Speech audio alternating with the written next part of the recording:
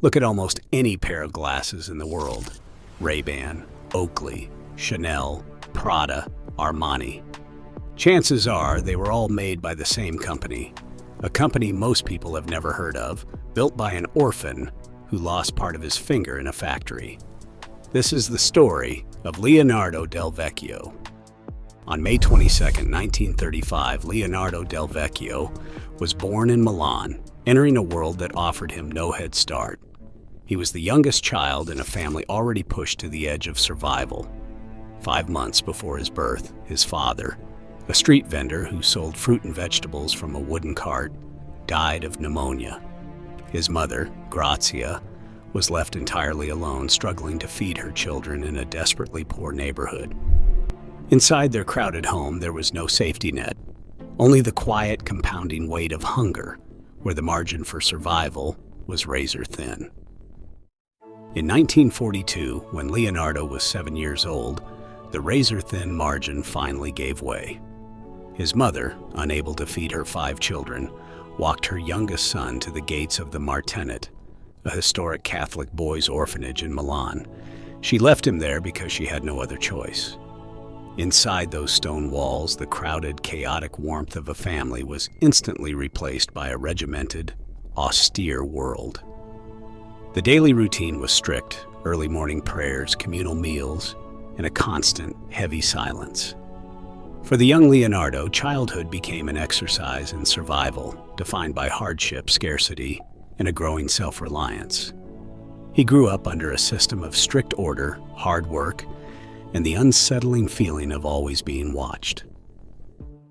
In 1949, at 14, Leonardo walked out of the orphanage gates and directly into a Milanese metalworking factory.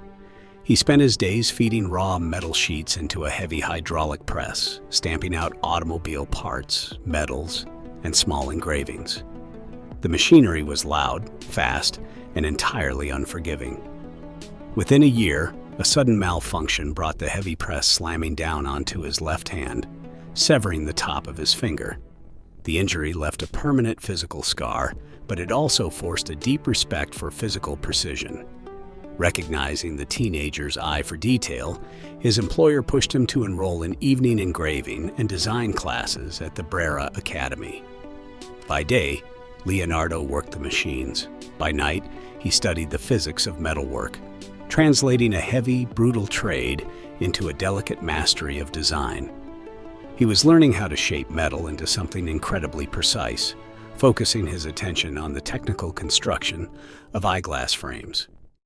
In the late 1950s, Del Vecchio left the industrial noise of Milan and headed north into the rugged Dolomite Mountains.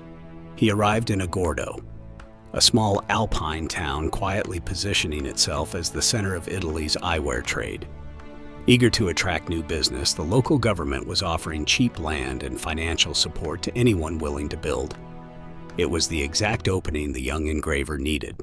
In 1961, at just 25 years old, Del Vecchio used his savings to found Luxottica. He started small, inside a modest workshop with a handful of local workers. Instead of making complete glasses, he focused entirely on what he knew best: forging precision metal components for other optical brands. But manufacturing parts for other companies was only the first step. For 6 years, Luxottica survived on the razor-thin margins of a component supplier, forging tiny metal hinges and temples for other brands. By the mid-1960s, rapid expansion ran ahead of cash reserves. Creditors began demanding payments, and the young business hovered on the edge of bankruptcy. Del Vecchio knew that staying a silent subcontractor meant slow strangulation. He made a high-stakes gamble. Luxottica would stop hiding in the background and build complete eyeglass frames under its own name. In 1967, he took his first finished collection to the Milan International Optical Fair. If the market rejected them, the company was finished. Instead, the bold move secured over 2,000 orders within weeks, rescuing the business from collapse and proving that the orphan from Milan could command his own destiny. By the late 1980s, Del Vecchio realized that manufacturing high-quality frames was only a partial victory. Most people still viewed glasses as a medical necessity, an awkward, clinical device to be hidden rather than displayed. He set out to change how the world saw eyewear. In 1988, he negotiated a landmark licensing agreement with Giorgio Armani. It was a partnership of equals. Armani provided the prestige of Milanese high fashion, while Luxottica provided the industrial precision to build it. The deal turned glasses from a corrective tool into a luxury status symbol. Soon, other houses followed, and Luxottica began designing frames for Chanel, Prada, Bulgari, and Valentino. Del Vecchio was no longer simply selling vision, he was selling identity. But manufacturing the world's most desirable frames was only the beginning of what he wanted to control. In April 1999, Del Vecchio moved from licensing designer brands to owning them outright, purchasing the struggling Ray-Ban brand for $640 million.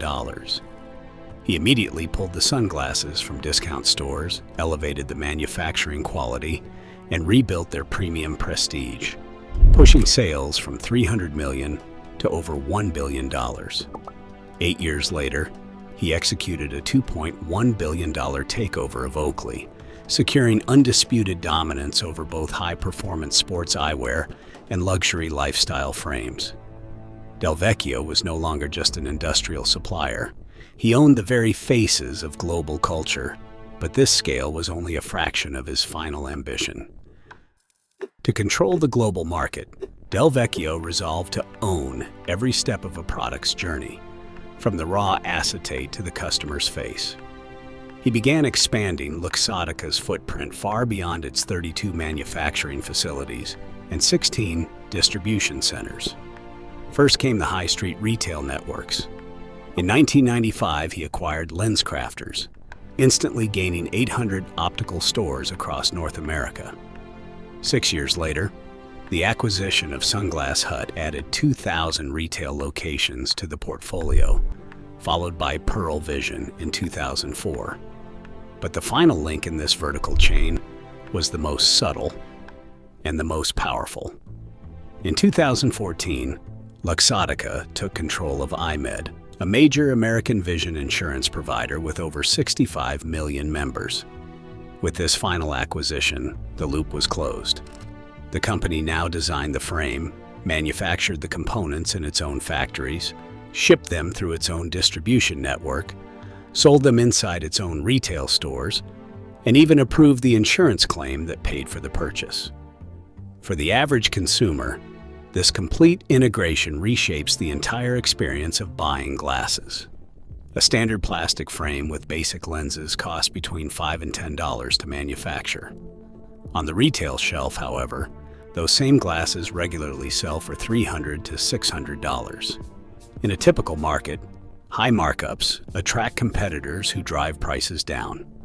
But when a single conglomerate controls the factory, the designer license, the high street store, and the insurance reimbursement plan, the usual laws of supply and demand no longer apply. Independent brands find themselves locked out of insurance networks, choice narrows, and prices remain high. The child who once possessed nothing had constructed a system where the consumer paid whatever his empire decided.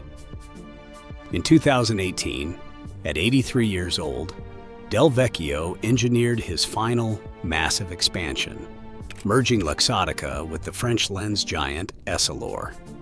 This merger united frames and lenses into a single, dominant global entity.